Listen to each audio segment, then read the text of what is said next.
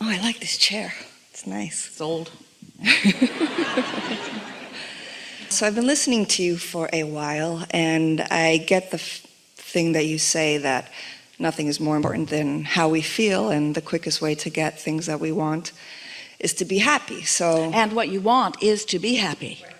That's interesting the way you said it. The quickest way to get what we want is to be happy. Well, but the reason you want what you want is because you think having it will make you happy. So the quickest way to what you want is to be happy, so you're already there. So then it can come more quickly. But humans worry about that. If I'm already happy, even though it hasn't come, somebody's going to hold it out. Like my mother did. If I was good, then she didn't give it to me. I really needed to be needy. I need to be needy before my mother would give stuff to me. And the universe is not your mother. Your mother was screwed up. So my question is, throughout the day, I look for things, not to make me happy, but I look for things to appreciate. You know, oh, there's a cute little puppy, or look at the sky, it's such a beautiful color. That's a nice thing to keep momentum going. In other words, from a place of alignment, then deliberately looking for positive aspects can hold you in that steady vibration and allow the momentum to increase, which is more and more satisfying, isn't it? Right. But a lot of the times when I'm kind of checking in with myself, you know, you get caught up in the day and you're just kind of, you know, on go mode. I find asking myself, okay, how am I feeling? Am I happy? And a lot of times I'm like, meh, okay. You know, I'm not unhappy, but I'm not like, you know, jump up and down, I just won an Oscar happy, you know. So, almost no one is. I mean, I don't expect to be that on an everyday basis, but I feel like my happier should be happier, if that makes sense. This is the reason that on the emotional scale, let's say there's sadness and happiness, or let's say that there's love and hate, or let's say that there's depression and appreciation. And so happy is there. But when you use the word satisfied, you could be depressed or revengeful, and in your revenge there's satisfaction. If you will use satisfaction as what you're reaching for, then wherever you are, you can lean more in the direction of who you are, and therefore get more momentum going in that direction. Don't make work of being satisfied either. But it is nice to notice it when it's just happening. Just notice it and therefore perpetuate it. Since law of attraction is responding to however you're feeling, and you catch a glimpse that you're not feeling that great, then it's good to leave the topic if you can.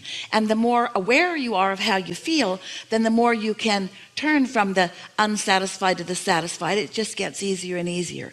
But if you aren't paying attention and you really get on a negative rant, then of course it's much more difficult. You need a lobotomy, or a good night's sleep, we recommend over the lobotomy, or meditation, which we recommend really over a good night's sleep. We would rather see you in appreciation than meditation, because in either case there's no resistance. But sometimes you just can't get to appreciation. And so just be soft about this. So your question is around feeling some dissatisfaction and wanting to turn it into satisfaction.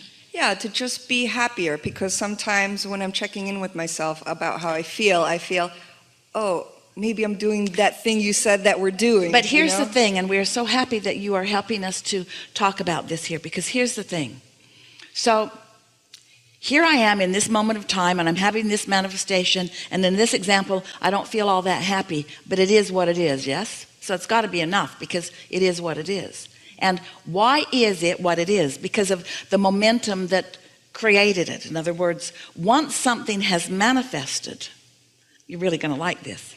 The emotion that you might call dissatisfaction or not happy, that's a manifestation. Let's talk about this. So you're tuned in, you're in the receptive mode, and an idea comes to you. And you feel the enthusiasm of the idea. So you know you were in the receptive mode because the idea feels really good. Well, along with that idea is the emotion of happiness. And so you're in a manifested moment where the emotion is part of the manifestation. So what we're getting at here is that when you are feeling some dissatisfaction, it's manifested, and therefore it's already happened, and therefore the momentum is already underway, and therefore there's not all that much that you can do about it right here and now. when it feels like that to you.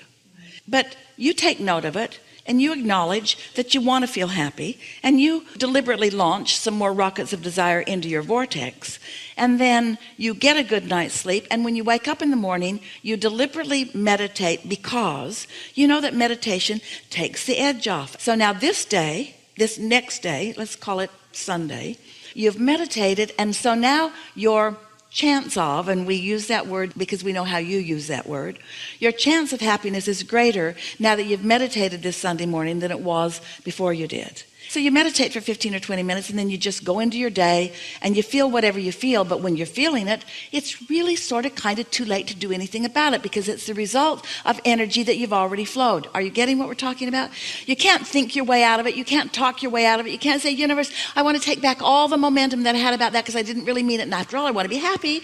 It's going to play out kind of the way the momentum is. But now you launch another rocket of wanting more clarity, of more happiness, and then on Monday you meditate, and you go as far as you can go into the day and feel as good as you can feel, and then on Tuesday, and then on Wednesday, and then on Thursday, and then on Friday, and before you know it, this meditation has put you into more of a receiving mode, so that you are feeling more satisfaction about more things. It's preemptive. It's getting out ahead of it. When you're in an unhappy moment, usually the most that you can do is make a decision to do a better job of vibrationally preparing future moments.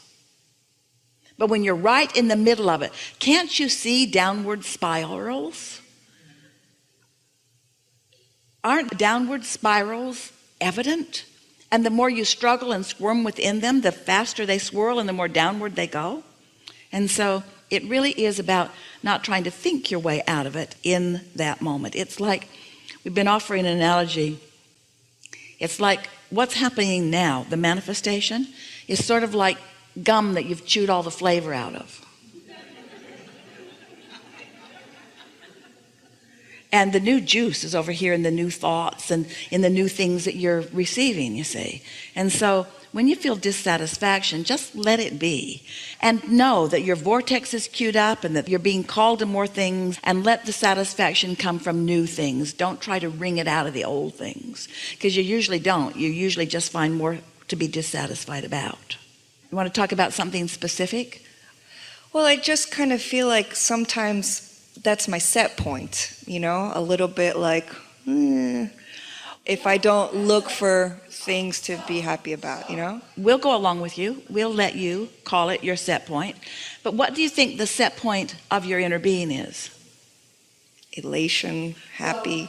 And in fact, the only reason that you can feel that discomfort is because you have departed, or you've moved away from the vibration that your inner being feels, and your inner being is not going to join you over there. So there are two set points involved here: the emotional vibrational set point of your inner being and yours. Isn't it sort of satisfying to know that your dissatisfaction is an indicator of where you stand? Can't that be a little satisfying? Well, at least I know I'm not in alignment with my inner being, and at least I know my inner being is looking at this differently, and at least I know there's help on the way, and at least I know I'm blocking the help right now, and at least I know that it won't last like this forever. You see what we're getting at? Doesn't knowing how this all works help? Esther was annoyed at first when she realized that her negative emotion was because we were in a different vibrational place than she was. And one day, after some pretty strong momentum, she said, Abraham, if you're my friend, come over here where I am and close the gap. I think you should just come over here where I am and I'll feel better. And we said, we're not coming, but we will hold tight here, and we will shine a bright light, and we will never take our eyes off of you, and we will never stop focusing upon all that we know that you want, so that sometime when you are not doing that thing you're doing that is keeping you apart from us, you might stumble into a little bit of happiness. Right. So what's that thing that I'm doing that's keeping me apart from you? It's that. It's that. Okay. It's that. It's thinking too much about it. It's noticing that I'm not happy. It's trying to figure out why I'm not happy. It's trying to wring the unhappiness out and put more happiness in. In other words, it's chewing the old gum. It's too much attention to the old reality. And we're calling the old reality, this reality that you're calling right now, this red hot minute. That's old. That's old because the juice is chewed out of it.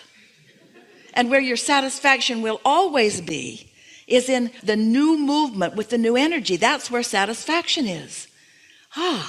That's what satisfaction is. Satisfaction is tuning in and allowing the frequencies to blend as you evolve and attract as one set point. So you can have an ornery set point, your inner being never will. You can have a confused set point, your inner being is always in clarity. You can have a hateful set point, your inner being is always in love.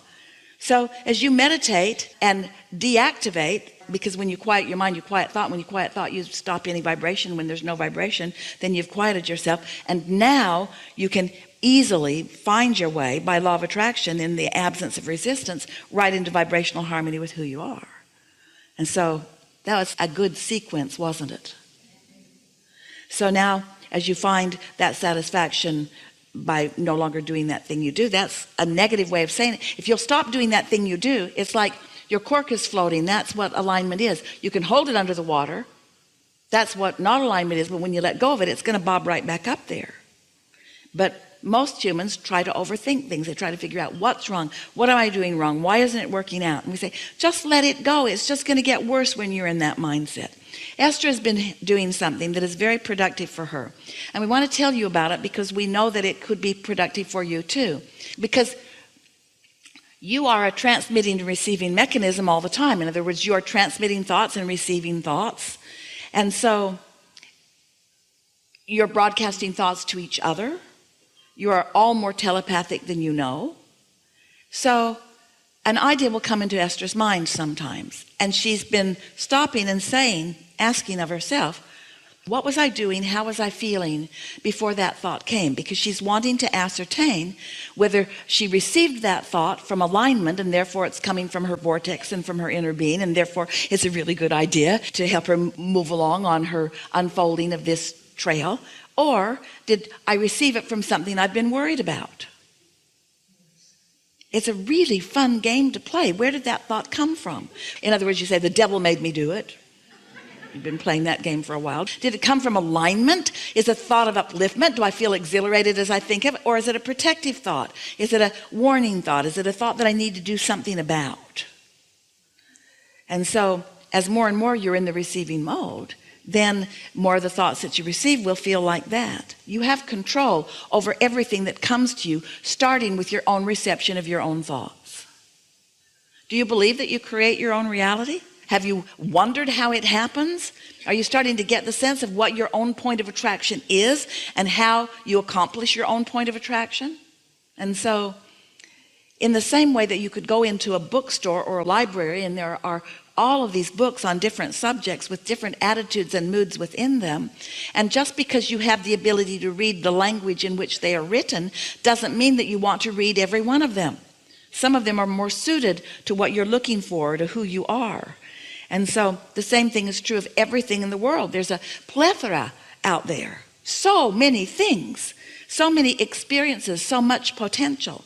And so who was I when I walked into the room is more important than what I found when I got there. That's a good way of saying it. How I'm feeling vibrationally walking in matters so much more than what was in there before I got there, because what's in there is a perceptual thing anyway. Did we get there for you? Yes. Thank you very much. Be playful about it. A little less heady and a little more emotionally. That's just incredible that I got. Thank you. Yeah.